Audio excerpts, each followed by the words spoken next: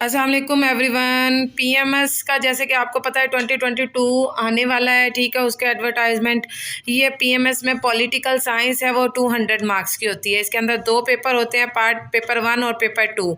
ये पेपर 2 की वीडियो है जो कि 100 नंबर का पेपर है। आपको मैं इसके कंटेंट बताने जा रही हूँ कि इसके सिलेबस में कौन कौन से कंटेंट है।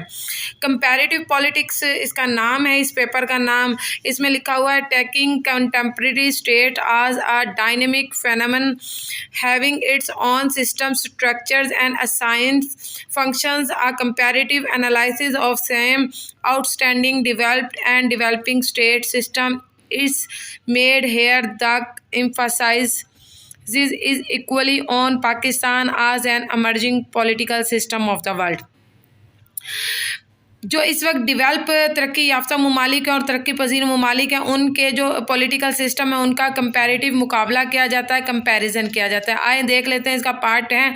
पार्ट 1 में पॉलिटिकल सिस्टम है जी। कौन सा concept of political system, political system के कंसेप्ट आए हुए हैं जी। उनके 2 थ्योरीज आई हुई हैं। ये ईस्टर्न की थ्योरी है, उसने बिहेवियरिज्म पर की हुई है, और एक आलमंड की थ्योरी है फंक्शनलिज्म पर दी हुई है, ठीक है। इसका उर्दू में मैं दोबारा से वीडियो बनाऊंगी, तब आप देख लीजिएगा। अच्छा जी, डेवलप पॉलिटिकल सिस्टम यानी कि जो तरक्की याफ्ता ममालिक हैं उनके political system main constitutional features, उनके जो कॉन्स्टिट्यूशनल फीचर्स हैं वो कौन कौन से हैं। यूएस का इसमें आया हुआ है, यूके आया हुआ है, फ्रांस आया हुआ है और यूएसएसआर आया हुआ है, ठीक है।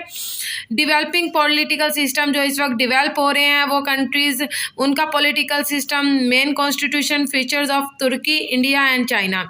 इसमें तुर्की, इंडिया और चाइना के कॉन्स्टिट्यूशंस के हवाले से आया हुआ है, ठीक है।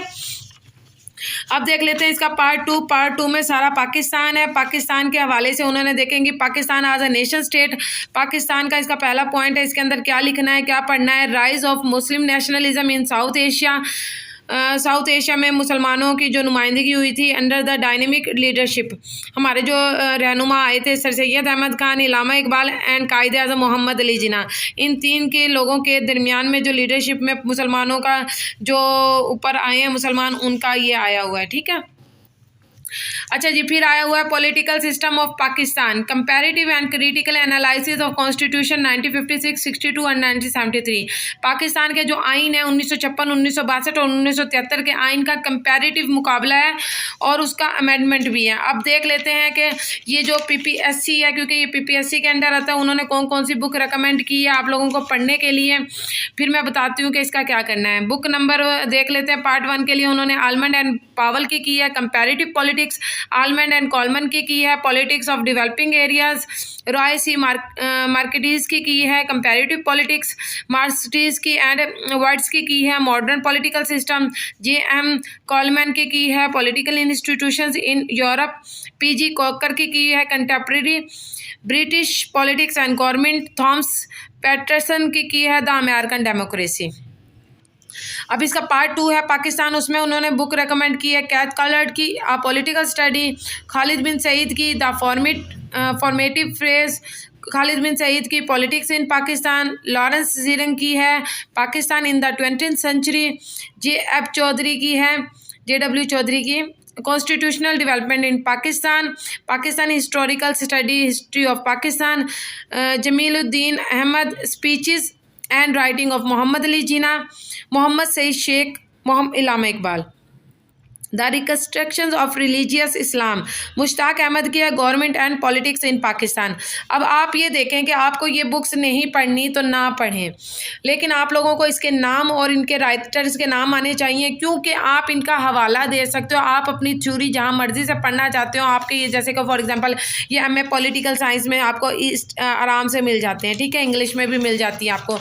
तो आपको ये मेन आइडियाज़ के कंसेप्ट आने चाहिए, आपको सवाल लिखना आना चाहिए। मेन चीज़ है आपकी पेपर प्रेजेंटेशन। ये पेपर प्रेजेंटेशन आप मेरी देखें कि ब्लू के साथ मैंने ब्लैक कलर का कॉम्बिनेशन किस तरह से सेट किया हुआ है, ये देखें आप। सेम अगर अपने पेपर प्रेजेंटेशन पे अच्छे से अपनी कमांड कर लेंगे तो आप जहां मर्जी से पढ़ लें, मास्टर्स की लेवल की पढ़ लें, बीएस की पढ़ लें या पॉलिटिकल साइंस की कोई भी लेवल की बुक उठा के पढ़ लें। बस आपने लिखना होता है, थोड़ा सा हाई लेवल का लिखना होता है, और ये जो जितने भी नाम्स हैं इनको ज़ुबानी याद करके रेफरेंसेस के तौर पर इस्तेमाल किया कि according to the Smith, according to the Almond Powell, Powell in comparative politics. For example Almond and Powell लिखा हुआ है कंपैरेटिव पॉलिटिक्स, आप इसमें जो मर्जी लिख दें वो अब आप पर है। आलमंड एंड पावल, अकॉर्डिंग टू आलमंड एंड पावल कंपैरेटिव पॉलिटिक्स। उसके बाद आप अपनी स्टेटमेंट लिख दें जो भी आपने याद की हुई हो, बेशक आपने मास्टर लेवल से की हो, बेशक आपने जहाँ मर्जी से की है। ये बड़ी पत्ते की बात बता रही हूँ कि आपको ये बुक्स के नेम और राइटर्स अच्छे से आने चाहिए, इसलिए ये मैंने आपको इंट्रोडक्शन करवाया है। ठीक है, आप ये अच्छे से याद करें, इनका रेफरेंस दें कि आपने ये बुक्स पढ़ी हुई हैं, इनका ओवरव्यू देख लें, नेट पर पड़ा हुआ होता है। इनका ओवरव्यू देख के इनके अंदर क्या क्या बुक्स हैं, क्या क्या कौन कौन सी इंपॉर्टेंट बात की गई है, उसकी थोड़ी सी हाईलाइटेड बना लें और अपने पेपर में सवाल के अंदर उसको हाईलाइटेड को ऐड करते जाएं। Thank you so much. ये पार्ट 2 की पॉलिटिकल साइंस की सिलेबस के बारे में बता रही थी पीएमएस के हवाले से। इसी तरह जैसे जैसे मैं पीएमएस के सिलेबस और उसको कवर करती जाऊंगी एक एक पेपर को, उसके हवाले से भी मैं वीडियो बनाऊंगी। Thank you so much. अपना ख्याल रखिएगा। इंशाल्लाह मुलाकात होती है नेक्स्ट वीडियो के साथ। अल्लाह हाफिज़।